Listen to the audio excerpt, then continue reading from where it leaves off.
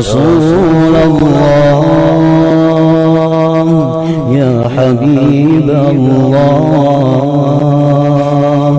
ya Rasulullah.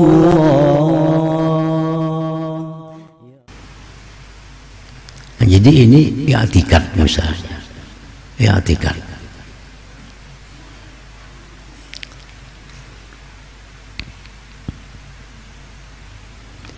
Perbuatan kita boleh sujud hanya kepada Allah Subhanahu wa ta'ala. Sujud dahi ke lantai, sujud dahi ke lantai itu hanya boleh untuk Allah Subhanahu wa ta'ala. Kalau kita sujud demikian kepada manusia, melampau batas. Melampau batas. Kita sangat hormat kepada orang tua kita, lawan kuitan nih hormat sampai sujud kayak sujud sembahyang, ini melampau batas. Orang ini bisa dikatakan musyrik, paling kada dosa besar. Saking hormatnya lawan mama, saking hormatnya lawan abah, saking hormatnya lawan guru, saking hormatnya lawan nabi, lalu sujud kayak sujud sembahyang, ini melampau batas. Di akhirat orang ini kada akan dapat syafaat Nabi Sallallahu Alaihi Wasallam. Nah ini melampau batas dalam segi perbuatan. Nah, jadi kita jaga jangan sampai kita punya i'tikad yang melampau batas, jangan sampai punya perbuatan yang melampau batas, jangan sampai perkataan yang melampau batas. Nah hadirin hadirat yang dimuliakan Allah, itu yang keempat. Yang kelima, yang di akhirat nanti kada akan diberi syafaat Nabi, al-murji'ah. Ini satu kelompok murji'ah. Apa kelompok murji'ah ini? Al-qailun al-af'al kulluha bitaqdirillah wa laysa lil ibad biha ikhtiyar.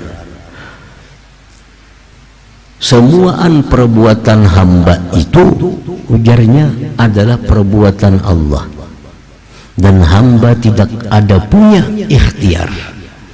Nah ini kelompok murji'ah. Apapun yang dilakukan hamba itu perbuatan Allah.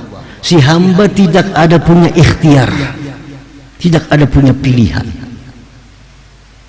Nah ini murji'ah.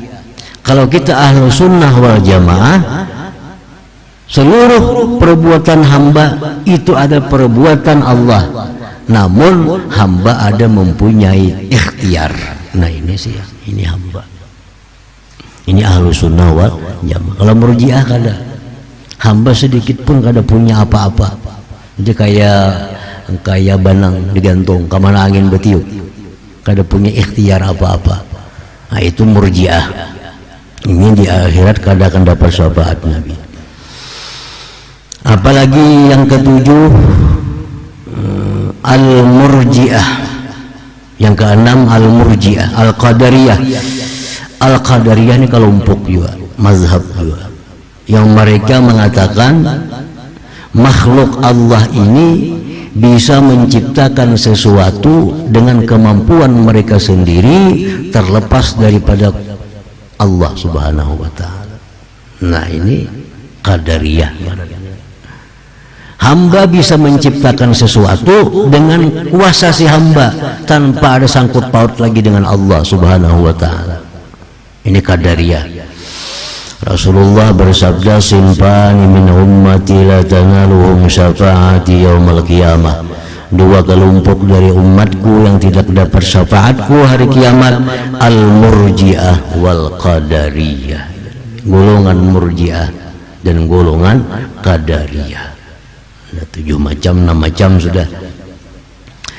Yang ketujuh, yang di akhirat nanti kada dapat syafaat Nabi, ghisul Arab. Ghisul Arab ini artinya ayyasuddahum anil huda aw yahmiluhum ala ma yub'iduhum anillah ta'ala, anin nabi wa anin nabi sallallahu alaihi wasallam. Ghisul Arab. Ghisul Arab ini mencegah orang Arab untuk taat kepada Allah dan mengajak orang Arab melakukan perkara-perkara yang menjauhkan mereka dari Allah dan Rasul. Sebenarnya ini lawan yang bukan Arab pun dosa juga, tapi kalau untuk orang Arab lebih berat. Kita membawa orang Arab, kita main judi nah, dan kita bawainya orang Arab, Nabi marah, lebih marah Nabi kita daripada membawa orang biasa. Kenapa? Arab ini bangsanya Nabi, mestinya orang Arab makin didekatkan dengan Nabi, mestinya orang Arab makin didekatkan dengan Allah, jangan mereka dijauhkan dari Allah. Kalau kita membawa sesama kita, ayo kita main judi, Nabi marah, mengajak orang berbuat maksiat. Tapi kalau kita mengajak orang Arab, ayo kita main judi, Ami misalnya, kita main judi, Nabi lebih marah lagi. Sampai-sampai kemarahan Nabi itu di akhirat kadang aku beri syafaat. Ini gisul Arab namanya. Jadi hati-hati bawaan orang Arab. Ajak mereka kebaikan, ajak mereka berbuat taat. Nabi senang karena Nabi bangsanya bangsa Arab. Rasulullah SAW bersabda, "Man ghasyal Arab lam yadkhul bi syafaati wa lam tanalhu mawaddati."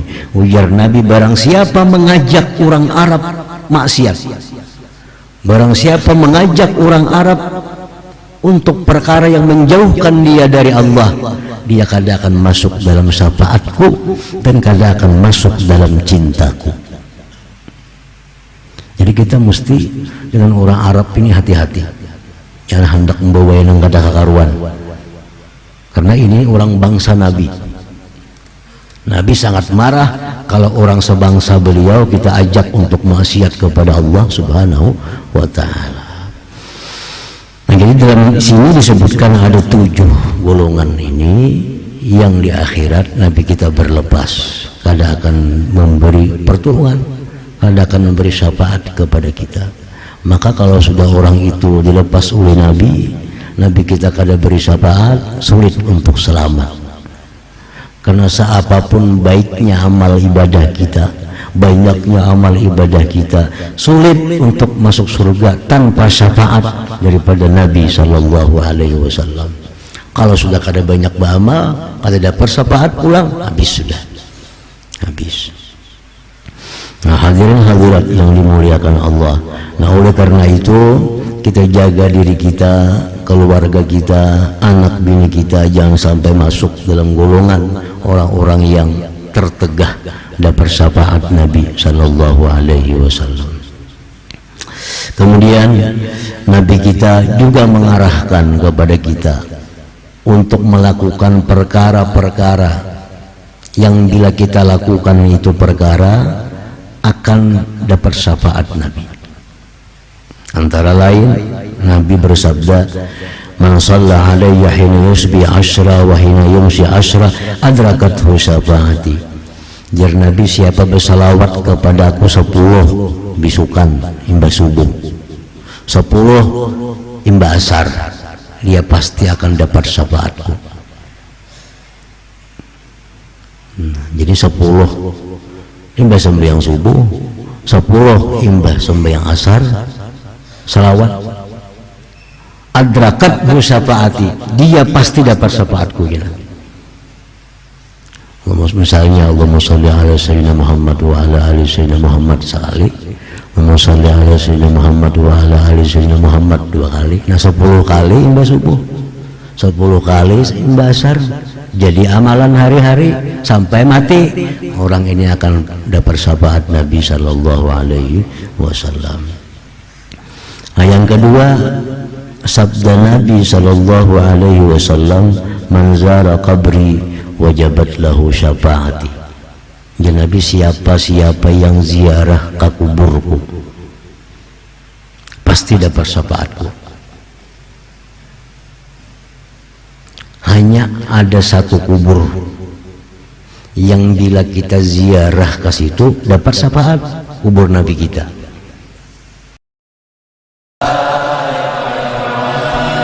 Rasulullah, ya Habiballah, ya Rasulullah,